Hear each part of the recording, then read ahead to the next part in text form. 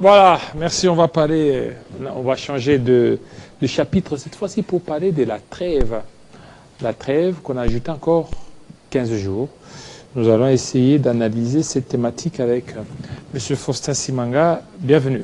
Merci beaucoup pour votre invitation. Vous vous portez bien? Oui, nous allons bien, mais le pays est ce qu'il est. Comment? Mauvaise condition de vie. Avant de monter sur votre plateau, il y a les camarades du parti qui m'ont informé qu'ils n'ont pas de courant. Ils ne peuvent pas me suivre en ce moment. Les rares de Congolais qui peuvent me suivre, c'est avec beaucoup de délaissage. Donc les Congolais n'ont pas d'électricité. Les Congolais, dans certains lieux de notre pays, n'ont pas d'eau. Et c'est ça qui nous concerne et c'est ce qui justifie que le Congo ne va pas bien. Parce que le Congo est dans un état chaotique. Le Congo on a l'impression que le Congo n'est pas gouverné. Il y a des guerres dans des partis politiques, mais le Congo, on n'y pense pas. C'est comme ça que les Congolais qui sont en train de nous suivre, ceux qui ont rarement l'électricité, constatent que nous devons crier haro pour permettre à ce que ceux qui peuvent entendre les cris des Congolais, qui veulent avoir de l'eau, qui veulent avoir l'électricité. Donc les social a échoué. En tout cas, les social est carrément oublié par ceux qui ont prétendu être les porteurs d'un idéal ou ceux qui étaient présentés comme l'idéal du peuple qui serait d'abord. Aujourd'hui, on constate que les peuples d'abord n'étaient que des promesses des cascons et c'était du vent. On nous a vendu du vent et les Congolais sont aujourd'hui, ils ont constaté qu'il y a eu du vent. Et puisqu'il y a du vent, nous voulons que le Congolais qui nous suivent aujourd'hui constate que nous devons travailler pour qu'un leadership de qualité puisse arriver à diriger ce pays. Voilà. Alors, diriger ce pays d'abord. À qui profite la trêve? On a renouvelé cette trêve encore. Mais vous savez, 15 jours pour mettre fin peut-être à la guerre à l'Est ne suffisent pas. Parce qu'il y a plusieurs mois où les Congolais, à travers leurs représentants, devraient agir pour pouvoir mettre fin à ces tueries à l'Est notamment. Mais on a constaté que la politique appliquée sur les questions sécuritaires de l'Est auront échoué. 15 jours de prolongation des trêves ne pourront pas aider. Et même si, pendant cette trêve, on a constaté qu'elle n'a pas été respectée, les tueries ont continué, il y a des Congolais qui restent toujours déplacés, or que cette trêve avait pour objectif affiché de pouvoir permettre les Congolais qui sont réfugiés de repartir chez eux. Et on a constaté que c'est un échec. Et nous ne comprenons pas pourquoi forcément s'inscrire dans la logique de la trêve ou la crève pour permettre à ce que les Congolais puissent retrouver leur habitation pendant que l'armée qui est censée agir n'agit pas. Donc 15 jours de plus, je ne pense pas que ça pourrait apporter une solution qui finira peut-être par permettre à ce que nous puissions récupérer les territoires qui sont occupés depuis plusieurs mois. Est-ce que ce n'est pas une manière peut-être pour cette communauté internationale qui se sent un peu coupable de n'avoir pas intervenu bien avant, de créer cette trêve, que ce soit une manière de tout faire pour trouver des solutions à la situation d'insécurité dans l'Est? Mais vous savez, la solution sur la question de l'Est va être congolais. Parce qu'on a tout essayé. On nous a même vendu une idée d'une diplomatie. Congolais ou bien rwandais? Mais en tout cas, on doit pouvoir réfléchir à la solution à l'Est avec les Congolais. Les Congolais sont en mesure de pouvoir trouver la solution de question à l'Est à condition qu'il y ait un leadership et une gouvernance de qualité. Nous le savons, qu'on nous a vendu une idée d'une politique de diplomatie qui serait agissante. Et depuis qu'on nous a vendu cette idée-là, qui est encore une fois que juste des promesses, des cascons, il n'y a pas eu de solution, il n'y a pas eu d'effet réel sur le terrain. Et aujourd'hui, si on s'agrippe un tout petit peu sur l'offre de la communauté internationale qui n'agit pas suffisamment pour la question de l'Est, pour dire dans 15 jours, on pourra arriver à trouver des solutions. Je ne pense pas qu'une trêve de 15 jours pourrait permettre à ce que nous puissions trouver des solutions s'il n'y a pas une bonne politique appliquée avec un leadership de qualité, c'est-à-dire organiser très bien l'armée, faire en sorte que l'armée puisse avoir les soldes qui permettront à ce que les militaires soient motivés afin de pouvoir combattre l'ennemi, parce qu'il faut combattre l'ennemi. Sécuriser le pays, c'est aussi trouver les mécanismes et des solutions qui permettent à ce que nous puissions gagner des batailles. Depuis que la guerre a repris, parce qu'à l'époque, nous savons que la guerre était finie depuis 2013 avec le gouvernement Matata, vous ne l'avez pas oublié, la guerre était finie, nous le savons. Mais parce qu'il y a eu après lui une mauvaise qualité de politique intérieure, on a constaté que la guerre a repris. Et maintenant, il faut revenir aux bonnes solutions, les solutions qui sont durables. Ne pas se contenter d'une trêve de 15 jours pour vendre aux Congolais encore du vent, que nous allons avoir la calmie pendant 15 jours, pendant que nous savons que ceux qui nous attaquent ou ceux qui nous giflent ne sont pas à mesure de respecter. Pas gifler ceux qui nous attaquent. Pas gifler c'est rabaissant. Alors, vous parlez d'une crise congolo-congolaise.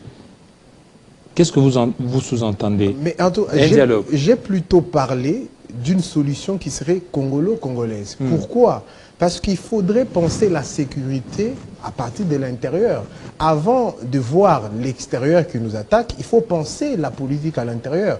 Et on dit dans les relations internationales que la politique extérieure n'est que continuation de la politique intérieure. S'il y a une mauvaise politique intérieure, il ne pourrait pas avoir une bonne politique extérieure. Il faudrait voir comment nous pensons notre politique intérieure. Si nous organisons très bien nos institutions, par exemple, si nous évitons les crises des partis qui sont que le reflet du désordre intrinsèque d'un parti politique, et nous allons peut-être trouver des solutions de politique intérieure qui permettront à ce que nous ne puissions pas être attaqués ou giflés pour certains, et que nous puissions permettre à ce que nous puissions trouver des réelles solutions à la question à l'Est. C'est des questions qu'il ne faut pas prendre à la légère, comme on prend le Congo à la légère avec des crises au sein du parti qui prennent carrément toute une semaine d'actualité politique pendant qu'il y a plus important à faire, c'est-à-dire la salubrité de la ville, c'est-à-dire la sécurité de Congolais. Et si on ne prend pas au sérieux ces questions-là, en pensant à une politique intérieure efficace, on va toujours être dans une posture des pleurnichards. Pendant que nous allons nous contenter d'avoir 15 jours de trêve, nous pouvons penser une solution durable qui n'est possible que dans un leadership et une gouvernance de qualité, en pensant à notre politique intérieure. Si nous sommes forts, les voisins ne vont pas nous attaquer ou nous gifler pour certains. Donc nous allons permettre à ce que notre sécurité puisse être dissuasive. Pourquoi ne pas penser la sécurité avec une politique de qualité, avec des solutions durables, au lieu de se contenter des trêves? Voilà, au lieu de se contenter des trêves. Mais pendant cette période, votre autorité morale, votre président, est en vacances parlementaires, où il a certainement demandé une consultation populaire. Qu'est-ce que cela veut dire? En tout cas, comme vous le savez, le Parlement est en vacances parlementaires. Le président national, Matata Ponyo-Mapon, les leaders incontestés du Maniema, le leader que les habitants du Maniema appellent affectueusement Wakumbingu, excusez-moi, mon Swahili, et les Célestes. Vous comprenez que c'est une personne qui a l'adhésion populaire. C'est comme ça qu'il a profité de ses vacances pour aller dans son fief électoral, écouter la population. Parce que l'action d'un député national doit être l'émanation de la volonté du peuple à la base. Et sachant ça, il est parti écouter le peuple à la base.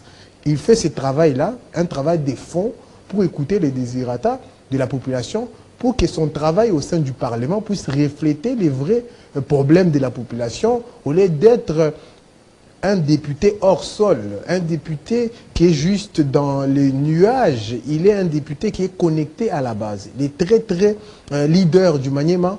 Et vous comprenez qu'il est là en train de faire un travail avec les Congolais, ses compatriotes, qui lui disent ce qu'il faut faire. Et lui va porter la voix de ces Congolais-là pour inscrire l'action au Parlement dans la logique de pouvoir respecter la volonté du peuple, parce qu'il s'inscrit dans ce leadership-là, un leadership des services, un leadership qui permet à ce que nous puissions produire des résultats qui reflètent les changements que nous voulons pour notre population. Au Maniema, ce n'est un secret pour personne qu'il a contribué à la transformation de cette province. Il a contribué à la construction du Maniema moderne.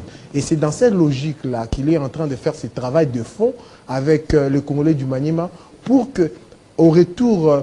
Mais là, c'est quoi cette consultation populaire? Il veut quoi? En tout cas, il veut que l'action qu'il mène au sein du Parlement puisse refléter la volonté du peuple. Il ne veut pas avoir les idées hors sol. Il veut se connecter à la volonté du peuple parce qu'il est le représentant. Il ne demande pas les dialogues, il ne demande pas si le peuple peut se consulter pour son éventuelle entrée ou participation au gouvernement. Mais vous savez, être un acteur politique, être un leader d'opinion, c'est constamment être en dialogue avec la population. C'est ce qu'il est en train de faire. Matata Ponyo Mapon ne s'est jamais déconnecté de sa base. Il n'a aucune maison à l'extérieur, comme la plupart des acteurs qui ont été au pouvoir et qui n'ont rien sémé, mais ils ont récolté beaucoup de maisons à l'extérieur. Matata Ponyo Mapon a tout construit au pays.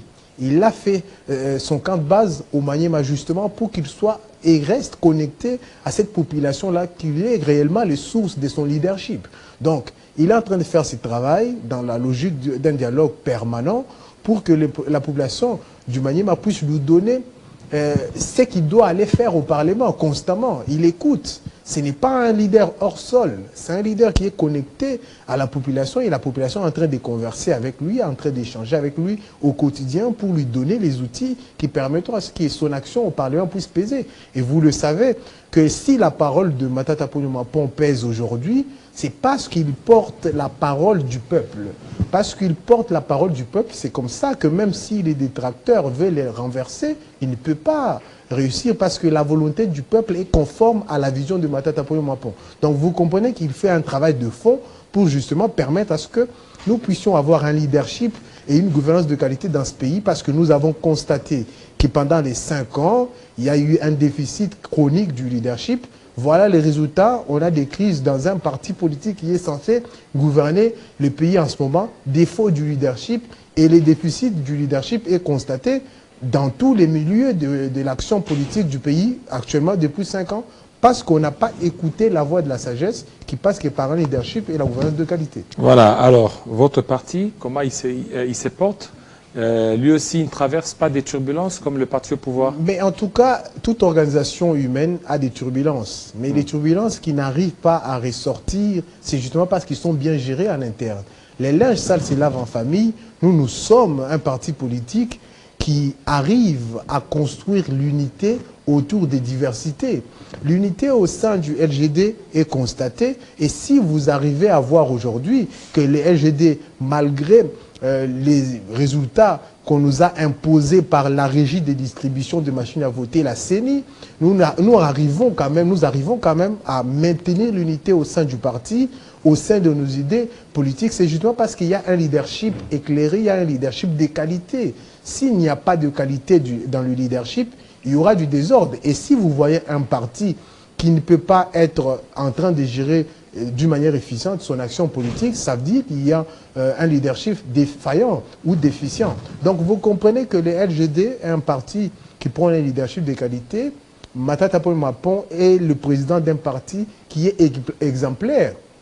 Aujourd'hui, nous avons dominé les débats publics parce que nous avons réussi à imposer les idées politiques qui permettront à ce que nous puissions nous connecter à notre destin de grandeur. On ne peut pas parler aujourd'hui du progrès de la RDC, on ne peut pas parler aujourd'hui de la sécurité de la RDC sans parler des idées politiques que le LGD prône, leadership et gouvernance de qualité. C'est ça notre offre politique, c'est ça qui permettra à ce que aujourd'hui nous puissions trouver des solutions. Nous laissons les partis politiques qui nous gouvernent aujourd'hui sombrer dans leur têtutesse parce qu'ils vont enfin revenir vers la raison. Et la raison voudrait que nous puissions nous connecter à notre destin de grandeur à travers un leadership et une gouvernance de qualité. C'est la seule issue. Et si on résiste contre cette idée qui s'impose au jour le jour, on va constater que les partis politiques, comme celui qui a été représenté d'une manière assez pas bien, tout à l'heure sur votre plateau, peut-être qu'un jour, on décidera de dissoudre ce type de partis politiques. Pourquoi? Parce qu'ils seront en train de s'aimer la graine de l'anarchie dans notre pays, et les partis anarchistes, on n'en veut pas. C'est comme ça que le LGD est la solution pour la qualité de la politique congolaise. Merci beaucoup, monsieur Faustin Chimanga. Merci à vous, fidèles téléspectateurs. Tout à l'heure, la grande édition, ça sera avec Arlette Boutella, 20 h.